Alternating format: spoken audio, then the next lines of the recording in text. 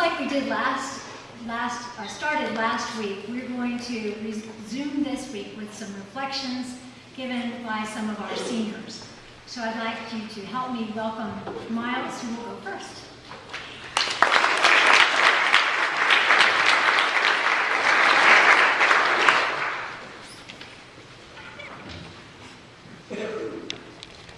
Good afternoon. I'm Miles Shepherd, and I'm here to tell you about an important place to me that I've been going to all my life. I know if the temperature stays low, that my family and I will skate on the nearby pond called Child's Pond. Child's Pond is a community pond, about 20 acres. Nobody uses the pond until the winter, when it is buzzing for the cold months to come. Growing up on this pond has allowed me to skate on it. At Child's Pond, there's a rule. If you're going to play, then you have to shovel your skating area. It is not easy shoveling because you have to do it all by hand. There are two separate skating areas, the kids' rink and the adult space for the hockey game.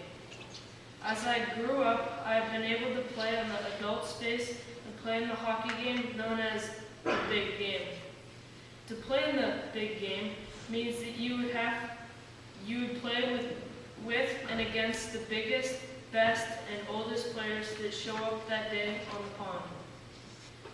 Through years of playing, I've run into some difficult situations, such as the time that I went off to the hospital to get stitches in my eyebrow and my chin. But those scars were definitely worth it.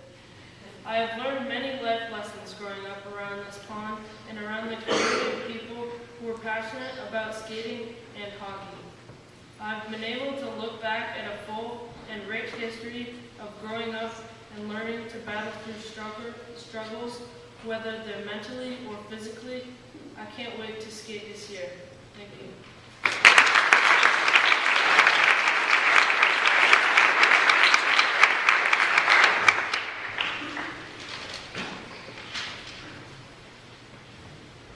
My name is Juan Pablo Ramos, and I'm going to talk about an experience that changed my life. There's a fire in the mountain! Fire! Fire! This is the name of the kids' favorite game to play at recess. During the past summer, some of my friends and I spent 3 weeks in South Africa, helping out at a wildlife reserve and teaching at the Jengas.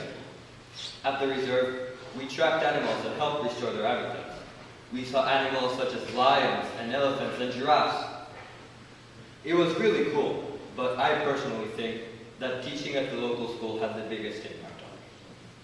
When you walked into a classroom, the kids were full of energy and had the brightest smiles I had ever seen.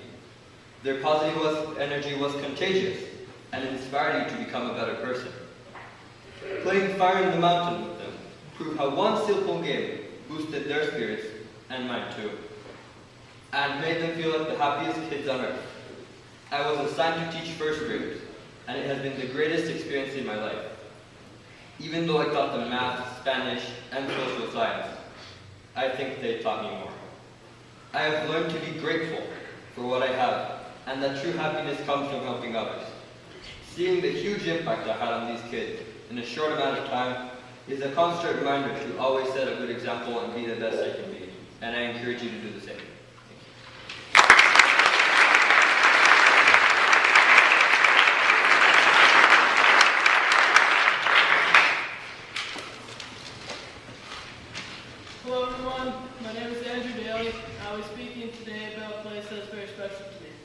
This place is where I was born and have been raised my entire life. There's a small island in the middle of the Atlantic Ocean and is only 21 square miles. I'm referring to Bermuda. The first thing that may come to mind when you hear the word Bermuda is the Bermuda Triangle. Yes, I said it, an area where ships are swallowed by massive sea monsters, planes are sucked in by gigantic hurricanes, and people mysteriously disappear because of alien abductions. However, none of these have been proven true because no one has ever lived to tell the tale. Bermuda itself remains untouched by the dangers of the triangle, and instead is the home to pink sand, turquoise-colored water, warm water, and some of the nicest beaches in the world. Growing up on a small island, you'll encounter things that are not always found in other countries. For example, I went to school on a ferry boat that when I For my family of 5, we only have 1 car, and our house sits in front of a golf course. These are only a few of the rare things that can only be found in Bermuda.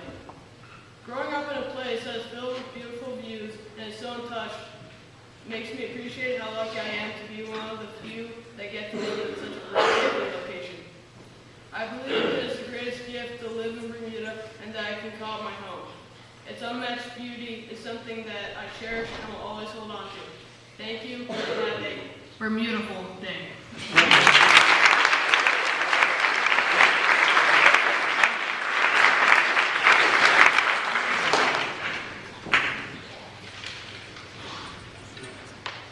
Good afternoon, everyone.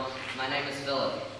When I walked out of this glamorous chapel a few weeks ago before Thanksgiving break, I kept asking myself, what am I grateful for? Over these few weeks, I have taken the time to put myself out of my busy Cardigan schedule and to reflect on my 3 years here at Cardigan and even beyond that. I now have an answer. I'm most grateful for the different people around me. Difference in people has endless meanings, since everyone is born differently. Difference in people can be concrete, such as in expression, size, and beauty, or it can be abstract and have deeper meanings, such as different characteristics, beliefs, thoughts, mindsets, and so forth. I'm grateful for the different people around me because they help me improve as a person. For example, at Cardigan, I've learned to cope with people from all over the world by gaining experience about their culture and also being respectful in different circumstances. Different people have helped me become more wise and think before acting. They also get me out of my comfort zone and try new things. They have helped me change and grow as a person as I meet more of them. At Cardigan, we have different sports teams. There are always people that are better than me, and by being around them and practicing or watching their game, I have improved enormously. By improving, I can help other persons who look up to me. Even in academics, interacting with different people has helped me become more open-minded towards other opinions and gain more knowledge. So thank you all out there helping me grow as a person.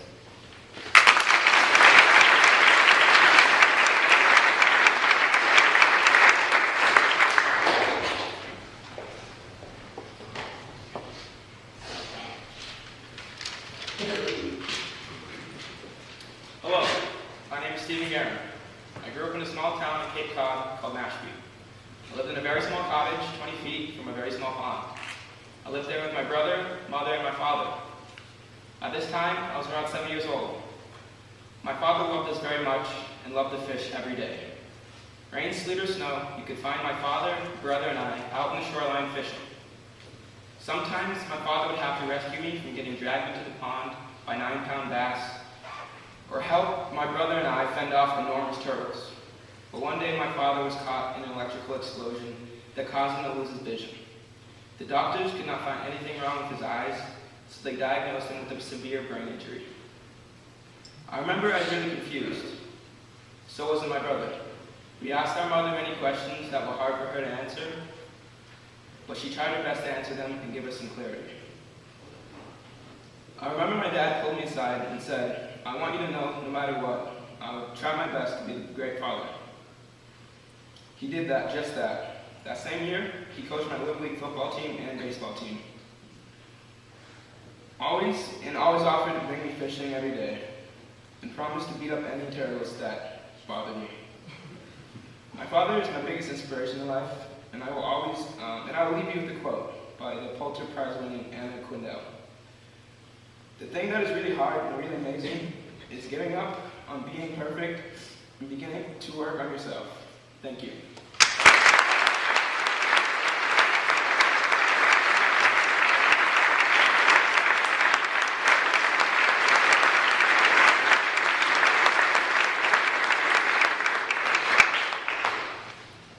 Hello, I'm Wilson Jr. I was 14 years old when I came to Cardigan Mountain School. I was very lost in many ways. Before I came to Cardigan, my grades they were not the best. I did not excel in any sports, and I certainly was not a leader. I had never talked in front of a crowd before, or even thought I was capable of holding a mic. When my parents dropped me off last year for the first time, I knew that this place is going to change my life. Although Cardigan can be rough at times, it has given me so much more than I could have ever asked for.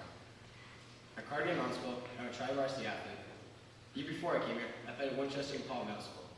And I was the fourth, third string running back. Winchester never gave me a chance for success like Cardigan has. My grades have skyrocketed from my Winchester days. I would never have thought that I would be a good student, nor would anybody who knew me. Cardigan Mountain School really made sure to change that real fast. What I think is the best accomplishment of my whole life so far is being elected as a leader. I know it may sound insignificant to many of you, but being selected as senior leader here at Cardigan Mountain School has really changed my life in a positive way. If you talked to anybody who knew me well before Cardigan and told them that I was elected as a leader, they would have laughed. I've only been at Cardigan for 2 years, and it has already changed my life so much. Words cannot express